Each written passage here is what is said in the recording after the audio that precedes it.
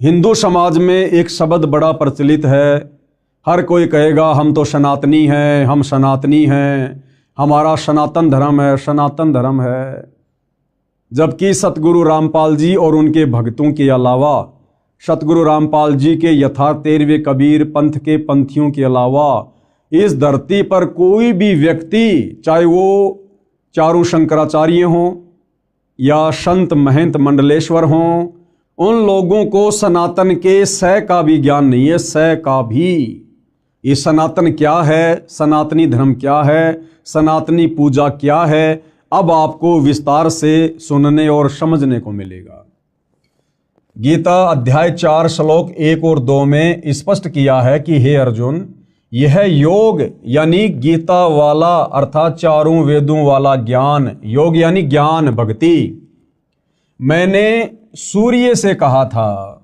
बहुत सारे भाई बहन अपनी नासमझी के चलते, अपने आधे अधूरे आध्यात्मिक ज्ञान के चलते गीता जी के अध्याय 4 श्लोक 1 और 2 में जो स्पष्ट किया गया है कि हे अर्जुन, ये योग यानी ज्ञान, गीता वाला ज्ञान अर्थात चारों वेदों वाला ज्ञान, क्योंकि ये जो गीता जी है ये चारों वेदों का सार है, चारों वेदों का निष्कर्ष है।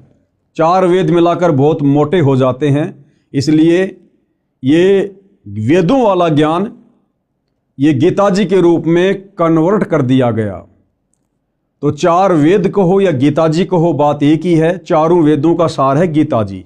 तो गीता ज्ञान देने वाला भगवान अर्जुन से कह रहा है कि भाई ये जो गीता वाला ज्ञान है ना, ये जो भक्ति की जानकारी है ना, ये सबसे पहले मैंने सूर्य देव को बताई थी, सूर्य देव को समझाई थी, ये ज्ञान सबसे पहले मैंने उसको दिया था। अब बहुत सारे भाई बहन कह देंगे कि भाई ये सूर्य जो आग का गोला है ये भला कैसे ज्ञान समझेगा। भाई यहां पर उस आग के गोले सूर्य को ज्ञान समझाने की बात नहीं कही जा रही। 33 करोड़ देवी देवताओं में एक देव है जिसका नाम है सूर्य देव। ये जो आग का गोला सूर्य है जो हमें रोशनी देता है, ये एक अलग वस्तु है। और इस आग के गोले सूर्य देव के ऊपर जिस देवता का कंट्रोल है, यानी जिस देवता के अंतर्गत ये विभाग आता है, वो सूर्य देव अलग है, वो एक देवता अलग है। जिस प्रकार जल का देवता है वरुण देव, तो जल अलग है, वरुण देव अलग है। वायु का देवता है पवन देव, तो पवन देव अलग है और वो वायु, वो डिपार्टमेंट अलग है। जिस प्रकार भाइयों और बहनों परिवहन मंत्री होता है, परिवहन मंत्री। अब परिवहन मंत्री कोई ट्रेन, बस या अन्य कोई साधन थोड़ी होता है। परिवहन मंत्री कोई अलग होता है, उसका नाम अलग होता है और परिवहन विभाग के ऊपर उस परिवहन मंत्री का कंट्रोल होता है। इसी प्रकार ये जो आग का गोला सूर्य है ये अलग है और इस आग के गोले सूर्य के ऊपर जिस देवता का कंट्रोल है वो सूर्य देव अलग है। वो आप और हमारी तरह मनुष्य शरीर में है, वो देव शरीर में है। तो ये ज्ञान सबसे पहले गीता ज्ञान देने वाले भगवान ने, ब्रह्म ने इस सूर्य देव को बताया था। सूर्य ने अपने पुत्र मनु से कहा, मनु ने अपने पुत्र इक्ष्वाकु को कहा। इसके बाद ये ज्ञान कुछ राज ऋषियों ने समझा, उसके पश्चात ये ज्ञान नष्ट हो गया, यानी लुप्त हो गया। फिर यानी ये चारों वेदों वाला ज्ञान भी धीरे धीरे आगे चलकर नष्ट होता चला गया। जैन संस्कृति कोश नामक पुस्तक में पेज नंबर 175-177 पर कहा है कि तीर्थकर ऋषभ देव की जीवन घटनाएं, तीर्थकर ऋषभ देव की जीवन घटनाएं। तीर्थकर ऋषभ देव अंतिम कुलकर नाभिराज के पुत्र थे। उनकी माता मरु देवी थी। वे इक्ष्वाकु वंशी नाभिराज अयोध्या के एक लोकप्रिय राजा थे। तरुण यानी युवा होने पर नाभिराज ने ऋषभ देव का विवाह सुनंदा और सुमंगला से कर दिया। सुनंदा ने तेजस्वी पुत्र बाहुबली और पुत्री सुंदरी को जन्म दिया और सुमंगला ने भरत सहित 99 पुत्रों और ब्राह्मी पुत्री को जन्म दिया। समय आने पर ऋषभदेव ने भरत को अयोध्या का, बाहुबली को तक्षशिला का और शेष युवराजों को उनकी योग्यता अनुसार राज्य सौंपकर संसार त्याग दिया और दीक्षा लेकर साधना में लीन हो गए। साधना काल में पाणिपात्री ऋषभदेव 1 वर्ष तक निराहार रहे, यानी भूखे रहे। बाद में बाहुबली के पुत्र श्रेयांश कुमार ने इक्षु रस यानी गन्ने का रस देकर उनकी इस निराहार व्रति को तोड़ा। लगातार 1000 वर्ष तक तपस्या करने वाले मुनि ऋषभदेव ने अंत में केवल ज्ञान प्राप्त किया और धर्म देशना यानी नाम उपदेश देना प्रारंभ कर दिया। प्रथम धर्म देशना भरत के पुत्र मरीचि को दी, जो बाद में जैन धर्म के 24वें तीर्थकर महावीर वर्धमान बने। पवित्र गीता में क्या कहा है, कृपया पढ़ें व विचार करें। गीता अध्याय 6 श्लोक 16 में कहा है कि हे अर्जुन, यह योग यानी भक्ति साधना न तो बिल्कुल न खाने वाले की, यानी जो व्यक्ति व्रत रखता है, कुछ भी नहीं खाता है, गीता जी कह रही है कि उस व्यक्ति की भक्ति साधना कभी भी सफल नहीं हो सकती। बिल्कुल भी न खाना यानी व्रत रखना। यह योग यानी भक्ति साधना न तो बिल्कुल न खाने वाले की यानी व्रत करने वाले की सिद्ध होती है, यानी बिल्कुल भी सिद्ध नहीं होगी, न अधिक खाने वाले की, न अधिक सोने वाले की, न अधिक जागने वाले की सिद्ध होती है। ध्यान देने योग्य, आगे गुरुदेव क्या कह रहे हैं कि ध्यान देने योग्य बातें हैं। श्री ऋषभदेव जी ने गीता ज्ञान यानी चारों वेदों शास्त्रों में बताई साधना की विपरीत शास्त्र विधि को त्याग कर मनमाना आचरण अपनी इच्छा से किया, जिसे कोई लाभ नहीं हुआ, न होना था। यानी ऋषभदेव जी जो कि सतयुग में हुए थे, ऋषभदेव जी ने शास्त्रों में वर्णित साधना को त्याग कर, यानी चारों वेदों में जो भक्ति साधना लिखी हुई है उसका त्याग करके और मनमाना आचरण करना शुरू कर दिया था।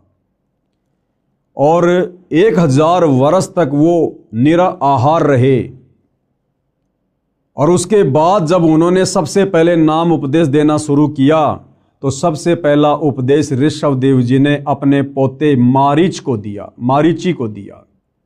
और वही मारीची वाली आत्मा आगे चलकर जैन धर्म में 24वें तीर्थकर महावीर स्वामी कहलाए। तो विचार करो भाई और बहनों, जब सतयुग में ऋषभदेव जी शास्त्र विधि को त्याग कर मनमाना आचरण करना शुरू कर चुके थे, तो उनसे उपदेश प्राप्त मारीची वाली आत्मा जो आगे चलकर जैन धर्म में 24वें तीर्थकर बने महावीर स्वामी, भला उनके पास में वेदों वाली साधना कहां से होगी। और जैन धर्म की पुस्तक है आओ जैन धर्म को जाने, उस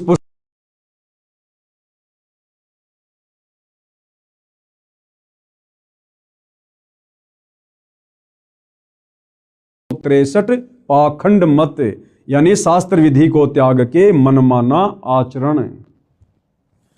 श्री ऋषभदेव जी ने गीता ज्ञान यानी चारों वेदों में बताई साधना के विपरीत शास्त्र विधि को त्याग कर मनमाना आचरण अपनी इच्छा से किया, जिससे कोई लाभ नहीं हुआ, ना होना था।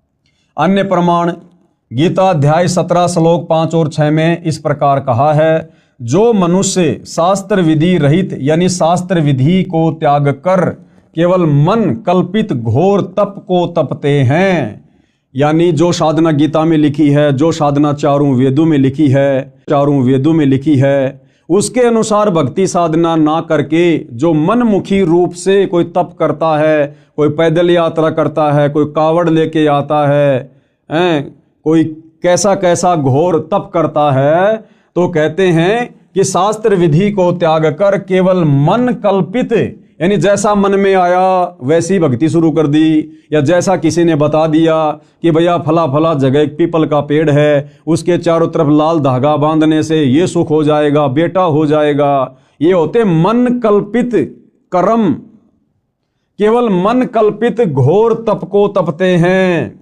वे शरीर में प्राणियों व कमल चक्रों में विराजमान शक्तियों को तथा हृदय में स्थित मुझको भी दुखी करने वाले हैं, वो कृश करते हैं।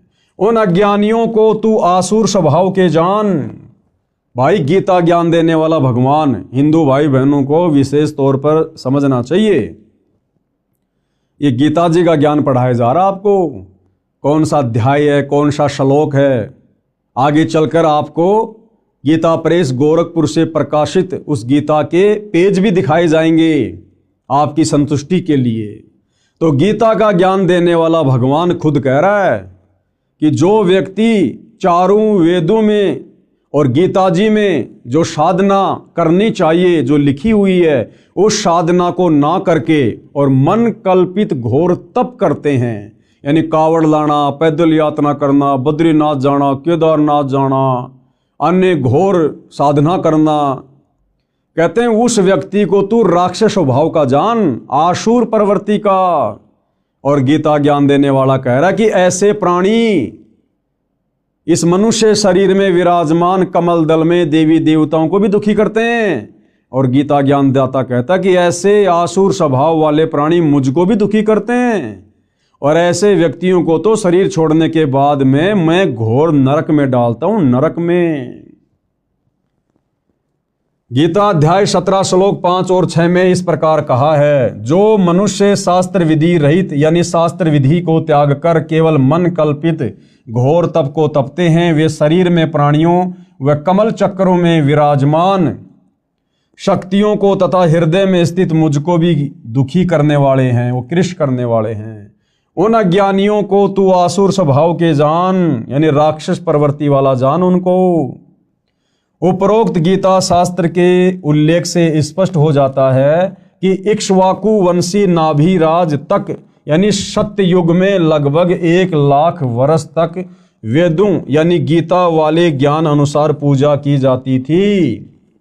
यानी सतयुग में जिस समय अयोध्या के राजा नाभिराज थे, उस समय शास्त्रों के अनुसार साधना की जाती थी। लेकिन नाभिराज के बाद जब अयोध्या के राजा ऋषभ देव जी बने, तो ऋषभ देव जी ने ये चारों वेदों वाली साधना को त्याग दिया था और मनमाना आचरण करना शुरू कर दिया था। उपरोक्त गीता शास्त्र के उल्लेख से स्पष्ट हो जाता है कि इक्ष्वाकु वंशी नाभिराज तक यानी सतयुग में लगभग 1,00,000 वर्ष तक वेदों यानी गीता वाले ज्ञान अनुसार पूजा की जाती थी। उसके पुत्र ऋषभ देव जी से यानी नाभिराज के पुत्र ऋषभ देव जी से शास्त्र विधि त्याग कर मनमाना आचरण प्रारंभ हुआ। यानी जैन भाई जिसे अपना प्रथम तीर्थकर कहते हैं ऋषभ देव, उस ऋषभ देव ने सतयुग से ही चारों वेदों वाली साधना को छोड़कर मनमुखी साधना शुरू कर दी थी। तो गुरुदेव भगवान का कहने का मतलब है कि जब तुम्हारे प्रथम तीर्थकर ऋषभ देव ने सतयुग में ही मनमाना आचरण करना शुरू कर दिया था, जिस भक्ति के करने से ना सिद्धि मिलती है, ना रिद्धि मिलती है, ना सुख होता है, ना मोक्ष होता है, तो वर्तमान के जैन भाई महावीर स्वामी को अपना परमात्मा मानकर, भगवान मानकर जो साधना कर रहे हैं, उस साधना से तो जैन समाज के भाई बंधु लाख जन्म भी सुख और मोक्ष प्राप्त नहीं कर सकते। और श्री महावीर स्वामी जी तो वैसे ही 363 और नए नए पाखंड मत चलाकर चले गए, जैसे नंगा रहना, मुंह के ऊपर पट्टी बांधना, नंगे पैर रहना, ये इस प्रकार के 363 पाखंड मत चलाकर चले गए थे। सूर्य अस्त होने से पहले भोजन कर लेना, प्याज लहसुन का प्रयोग नहीं कर लेना, ये पाखंड मत में आते हैं जो महावीर स्वामी जी ने शुरू किए। और सनातनी पूजा का अंत हुआ, यानी सतयुग में जब से ऋषभ देव जी ने शास्त्र विधि को त्याग कर मनमानी साधना शुरू की, उसी समय से सनातनी पूजा का अंत हुआ, उसी समय से सनातनी पूजा समाप्त हो गई थी। श्री ऋषभ देव जी की पूजा यानी घोर तप करना वेदों के अनुसार साधना नहीं है, इसलिए ऋषभ देव जी की भक्ति शास्त्र विधि त्याग कर मनमाना आचरण था, जिससे उनका जीवन नष्ट हो गया था। यानी ऋषभ देव जी 84 लाख योनियों में चले गए फिर गधे कुत्ते सुअर बनने के लिए। उनका मोक्ष नहीं हुआ। प्रमाण श्रीमद् भागवत सुधा सागर सुख सागर उस पुराण में इस प्रकार है। क्या लिखा हुआ है? एक समय ऋषभ देव जी मुख में पत्थर का टुकड़ा लेकर नग्न अवस्था में वन में घूम रहे थे। जंगल में आग लग गई। उस दावानल में ऋषभ देव जी जलकर मर गए। यह पौराणिक कथा है। क्या ये गति यानी मुक्ति हो गई? उसी समय से ये शास्त्र विधि त्याग कर मनमाना आचरण सब ऋषि जन करने लगे। प्रमाण के लिए किसी भी पुराण को पढ़ो। लिखा है कि उस ऋषि ने इतने वर्ष घोर तप किया, उसने इतने वर्ष तक तप किया आदि आदि। फिर वे शास्त्र विधि विरुद्ध साधक ऋषिजन अपना अपना अनुभव जो शास्त्र विरुद्ध साधना से हुआ उसका कथन करने लगे। अन्य ऋषिजन एक दूसरे की सुनकर आगे उन्हीं शास्त्रों के विपरीत ज्ञान को सुनाने लगे, जिनसे 18 पुराण बन गए। यानी सतयुग में अयोध्या के राजा ऋषभ देव जी ने चारों वेदों वाली साधना को त्याग कर जो मनमाना आचरण किया, पाखंड किया, आडंबर किया, उसको आधार बनाकर फिर आगे ऋषि मुनि साधु संत महात्माओं ने वैसी भक्ति करनी शुरू कर दी ऋषभ देव जैसी वाली। घर परिवार को छोड़कर संन्यास लेकर जंगलों में चले जाते थे, गुफाओं में रहा करते थे, घोर तप किया करते थे, जिस घोर तप को तपने के लिए गीता जी मना कर रही है। और आगे चलकर उन साधु संत महात्माओं को समाधि अवस्था में जैसा भी अनुभव प्राप्त हुआ, ये काल ऐसे सबको भ्रमित रखता है। और जैसा भी उनको अपनी भक्ति साधना से तप करने से जो भी अनुभव प्राप्त हुआ, उस अनुभव को आगे चलकर उन साधु संत महात्माओं ने आम व्यक्तियों के लिए पुस्तकों के रूप में लिखना शुरू कर दिया, जिससे 18 पुराणों की रचना हुई। 18 पुराण बने और वही 18 पुराण आज हम हिंदू समाज के भाई बहन पढ़ रहे हैं। जिन पुराणों में गीता और वेदों के अनुसार शास्त्र अनुकूल साधना नहीं है, 90% ज्ञान इन 18 पुराणों में उन साधु संत महात्माओं का जो उन्होंने मनमाना आचरण किया, जैसा उनको अनुभव हुआ, केवल वही वर्णित है जो हमारे किसी काम का नहीं है। यानी इन 18 पुराणों में जो ज्ञान गीता और चारों वेदों से मिलता है वो सत्य है। इसके अलावा उनका जो अपना पर्सनल भक्ति अनुभव है वो हमने स्वीकार नहीं करना है। वो शास्त्र विधि को त्याग कर मनमाना आचरण है, मनमाना ज्ञान है, जिससे हमारी मुक्ति संभव नहीं है। पुराण ऋषियों के अनुभव की देन है। ये पुराण क्या है? ऋषियों के अनुभव की देन है, जिनमें सारा का सारा ज्ञान वेदों व गीता के विपरीत है। श्री ब्रह्मा जी, श्री विष्णु जी तथा श्री शंकर जी ने भी घोर तप किया, जो गीता शास्त्र के विपरीत मनमानी साधना है। अब बताओ भाई और बहनों, इसलिए सतगुरु रामपाल जी कहते हैं कि ब्रह्मा विष्णु महेश को भी संपूर्ण आध्यात्मिक ज्ञान नहीं है। ब्रह्मा विष्णु महेश भी 184 योनियों में जाते हैं, अपने कर्म का भोग भोगते हैं। इनके पास भी मुक्ति का साधन नहीं है। क्यों? क्योंकि ब्रह्मा विष्णु महेश भी शास्त्रों के विरुद्ध साधना करते हैं।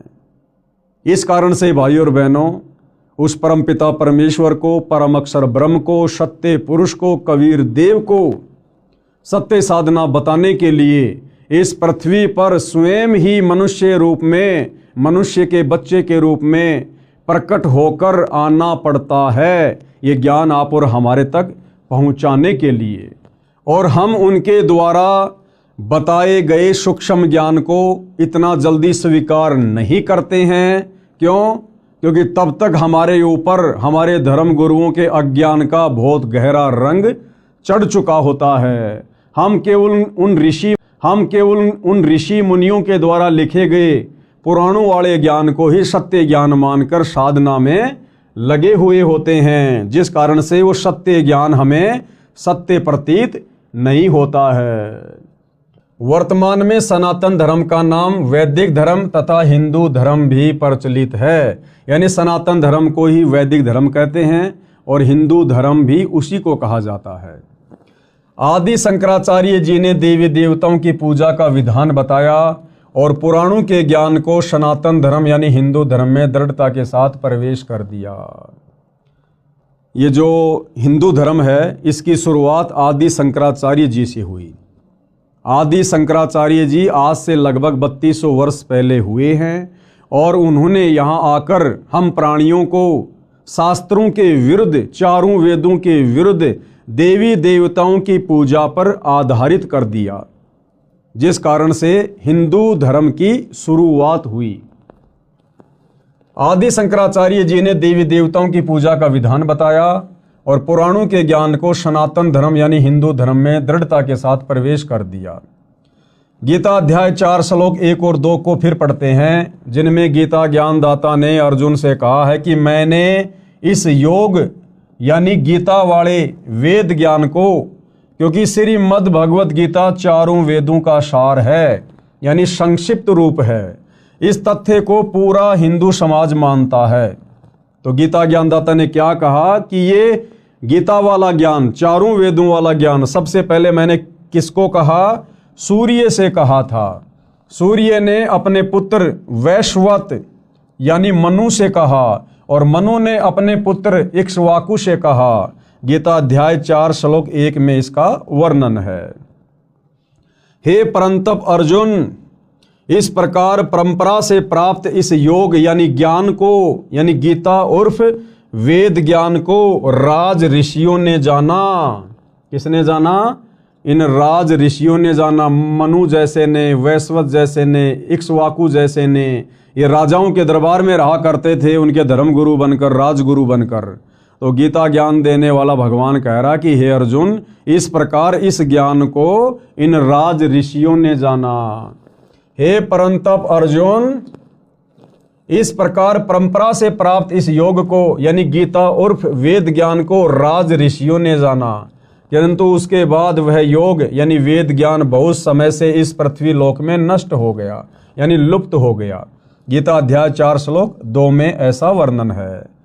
ध्यान दें तो श्लोक 2 के मूल पाठ में नष्ट शब्द है, जिसका अर्थ नष्ट हो गया सटीक अर्थ है।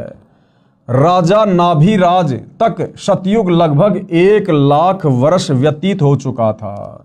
यानी जिस समय सतयुग की शुरुआत में राजा नाभिराज अयोध्या के राजा थे, वो लगभग 1 लाख वर्ष तक अयोध्या के राजा रहे। उस समय तक ये शास्त्रों के अनुसार साधना होती थी, सनातनी पूजा होती थी, चारों वेदों के अनुसार साधना होती थी। और नाभिराज के बाद यानी सतयुग की शुरुआत के 1 लाख वर्ष बाद फिर ये ज्ञान धीरे धीरे नष्ट होना शुरू हो गया। राजा नाभिराज तक सतयुग लगभग 1 लाख वर्ष व्यतीत हो गया था। गीता का ज्ञान द्वापर के अंत में यानी कलयुग से लगभग 100 वर्ष पहले बोला गया था। गीता जी का ज्ञान कब बोला गया? कलयुग की शुरुआत से 100 वर्ष पहले यानी द्वापर युग के अंत में, यानी जिस समय सतयुग में नाभिराज अयोध्या के राजा थे, उसके लगभग 38 या 39 लाख वर्ष बाद द्वापर के लास्ट में गीता जी का ज्ञान बोला गया। अब भाई और बहनों, सतयुग की शुरुआत में 1 लाख वर्ष तक वेदों के अनुसार साधना होती थी और द्वापर के अंत तक यानी बीच में जो ये 39 लाख वर्ष का समय है, इस समय केवल शास्त्र विधि को त्याग कर मनमाना आचरण किया जा रहा था। वेदों के विपरीत साधना की जा रही थी और गीता का ज्ञान बोला गया अब द्वापर के अंत में 39 लाख साल बाद। अब इस गीता में वो वेदों वाला ज्ञान है जो सतगुरु रामपाल जी बता रहे हैं, समझा रहे हैं। तो अब भगत समाज को वो वास्तविक वेदों वाला ज्ञान स्वीकार करने में जो ज्ञान 39 लाख वर्ष तक लुप्त रहा, ना किसी को पता था, ना किसी ने बताया, अब सतगुरु रामपाल जी उसी सतयुग वाले वेदों वाले ज्ञान को और वेदों से ऊपर सूक्ष्म वेद के ज्ञान को जब अपने सत्संगों के माध्यम से बताते हैं, समझाते हैं, तो अब किसी भी समाज के व्यक्ति को आसानी से स्वीकार नहीं हो रहा है। सबसे बड़ी विडंबना सतगुरु रामपाल जी के सामने वर्तमान में ये है। ध्यान से पढ़िए भाई और बहनों। राजा नाभिराज तक सतयुग लगभग 1,00,000 वर्ष व्यतीत हो गया था। गीता का ज्ञान द्वापर के अंत में यानी कलयुग से लगभग 100 वर्ष पहले बोला गया था। गणित की रीति से नाभिराज के बाद यह गीता का ज्ञान 37,87,900 वर्ष बाद बोला गया है। इस दौरान सब ऋषियों ने वेदों के विपरीत साधना की, यानी 37,87,900 वर्ष तक ये जितने भी साधु संत महात्मा ऋषि जिनके बड़े बड़े हम नाम सुनते हैं, विश्वामित्र जी, वेद व्यास जी, पाराशर ऋषि जी, दुर्वासा ऋषि जी, इन्होंने वेदों के विरुद्ध साधना की, तपस्याएं की, वेद विरुद्ध ज्ञान पर इन्होंने दुनिया को लगाया। गणित की रीति से नाभिराज के बाद यह गीता का ज्ञान 37,87,900 वर्ष बाद बोला गया है। इस दौरान सब ऋषियों ने वेदों के विपरीत साधना की, जिसका प्रमाण तथा परिणाम 18 पुराण है। यानी इन 18 पुराणों में इन साधु संत महात्माओं ऋषियों की जो अपनी थ्योरी है, इन्होंने जो मनमानी साधना की और समाधि अवस्था में जैसा इनको अनुभव हुआ परमात्मा के विषय में, भक्ति के विषय में, उसी का वर्णन इन्होंने पुस्तकों के माध्यम से कर दिया, जिसको 18 पुराण कहा जाता है।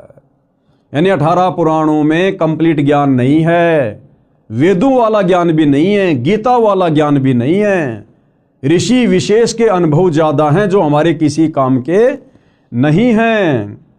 पुराणों में कोई भी साधना गीता यानी वेदों के अनुसार नहीं है। इन पुराणों में कोई भी साधना वेद या गीता के अनुसार नहीं है। यहां केवल 2 शब्द लिख रहा हूं ताकि बुद्धिमान संकेत समझें। विस्तार से इस पुस्तक में आगे लिखा है।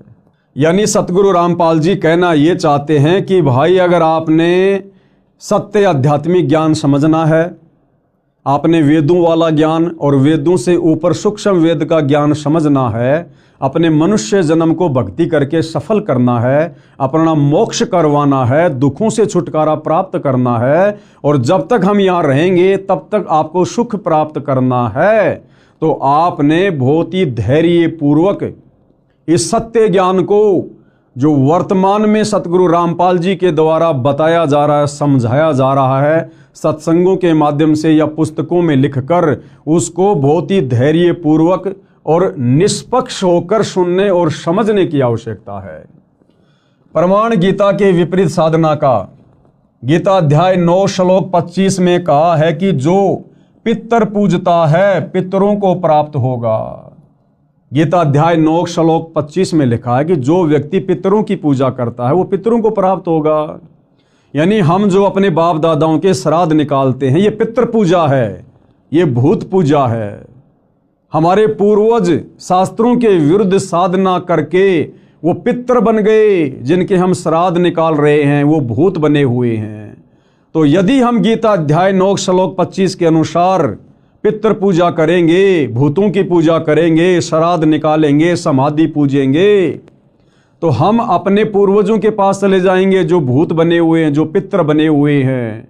और पितृ तो वैसे ही महादुखी, तो भला कैसे हमारी मुक्ति होगी। इसलिए हमने बहुत ही धैर्य पूर्वक संत रामपाल जी के ज्ञान को सुनना और समझना पड़ेगा। गीता अध्याय 9 श्लोक 25 में कहा है कि जो पितृ पूजता है पितरों को प्राप्त होगा, यानी वो पितृ बनेगा। भूत पूजने वाला भूतों को प्राप्त होगा, यानी भूत बनेगा। और देवताओं को पूजने वाला देवताओं को प्राप्त होगा, यानी देवताओं के पास जाएगा। और मेरा भगत मुझे प्राप्त होगा। और जो देवताओं की पूजा करेंगे वो देवताओं के लोक में जाएंगे, देवताओं के लोक में जाकर उनके नौकर बनेंगे, उनके गण बनेंगे। और गीता ज्ञानदाता कहता है कि जो मेरी पूजा करेगा, इसकी पूजा गीता अध्याय 8 श्लोक नंबर 13 में लिखी हुई है कि ओम इति एक अक्षर ब्रह्म व्यवहारण माम अनुसर ब्रह्म व्यवहारण माम अनुस्मरण ये प्रयाति तजन देहम सयाति परमाम गतम। कि भाई अर्जुन, मुझ ब्रह्म की साधना का एक ओम मंत्र है, और जो व्यक्ति अंतिम श्वास तक ओम नाम की साधना विधिवत करता है, मर्यादाओं में रहकर, शरीर छूटने के बाद वो मेरे ब्रह्मलोक में आता है। और गीता अध्याय 8 श्लोक नंबर 16 में ब्रह्म कह रहा है कि मेरे लोक में आने वाला भी वापस नीचे जाता है, नरक भोगता है, 84 में जाता है। यानी पूर्ण मुक्ति ब्रह्म के ब्रह्म लोक में भी नहीं है। देवताओं को पूजने वाला देवताओं को प्राप्त होगा, यानी देवताओं के पास जाएगा। और गीता ज्ञान देने वाला कह रहा है कि मेरा भगत मुझे प्राप्त होगा। यदि पवित्र हिंदू धर्म की पूजाओं पर दृष्टि दौड़ाई जाए, यानी वर्तमान में हिंदू समाज जो भक्ति साधना कर रहा है, हमारे ये जितने भी धर्म गुरु हैं, शंकराचार्यों से लेकर छोटे मोटे संत महंत मंडलेश्वर, ये जो साधना हमसे करवा रहे हैं, तो पता चलता है कि लगभग पूरा हिंदू समाज पितर पूजा, भूत पूजा, देवी देवताओं की पूजा करता है, जो शास्त्र विधि त्याग कर मनमाना आचरण होने से गीता अध्याय 16 श्लोक 23 के अनुसार व्यर्थ प्रयत्न है। यानी वर्तमान हिंदू समाज में जो साधना प्रचलित है, उस साधना के करने से हमें किसी भी प्रकार से रिद्धि सिद्धि या मोक्ष प्राप्त सौपन में भी नहीं हो सकता है। सनातनी पूजा का पुनः उत्थान अब सतगुरु रामपाल जी के प्रयासों से, उनके भक्तों के द्वारा दिन रात उनकी पुस्तकों का, उनके सत्संगों का जो प्रचार प्रसार किया जा रहा है, जिस ज्ञान को आम समाज में उतारा जा रहा है, तो ये सतगुरु रामपाल जी का एक प्रयास है कि दोबारा से सनातनी पूजा का उत्थान किया जाए, यानी दोबारा से लोगों को वेदों की ओर लेकर जाया जाए। ये बाकी जितने भी लोग सनातन की बात करते हैं, सनातनी होने की बात करते हैं, सनातन का झंडा लेकर कहीं भी खड़े हो जाते हैं, रैलियां निकालते हैं, इन लोगों को तो सनातन के सै का भी ज्ञान नहीं है, सै का भी, कि सनातन होता क्या है। असल में सनातनी पूजा का उत्थान, यानी सनातन धर्म में सनातनी पूजा को सतगुरु रामपाल जी पुनः खड़ा करने में लगे हुए हैं। अब ये बात उनके सत्संग सुनने से और इन पुस्तकों को अच्छे से देखने, सुनने और पढ़ने से समझ में आएगी। सनातनी पूजा का उत्थान, मैं यानी लेखक कौन? सतगुरु रामपाल जी। मैं तथा 90% मेरे अनुयायी हिंदू हैं। हमने शास्त्र विधि रहित साधना त्याग दी, यानी जो साधना शास्त्रों में नहीं है, वेदों में नहीं है, जिस भक्ति के करने का विधान शास्त्रों में नहीं है, ना गीता में ना वेदों में, जैसे राधे राधे श्याम मिला दे, ओम नमो भागवते वासुदेवाय नमः, ये व्रत रखना, पितर पूजना, श्राद्ध निकालना, समाधि पूजना, कावड़ लेके आना, पैदल यात्रा करना, मंदिरों को पूजना, मस्जिदों को पूजना, इस प्रकार की जो साधना है वो सतगुरु रामपाल जी के पंथ में उनका कोई भी अनुयायी नहीं करता है, क्योंकि ये सभी प्रकार की पूजा साधना शास्त्र विधि को त्याग कर मनमाना आचरण है।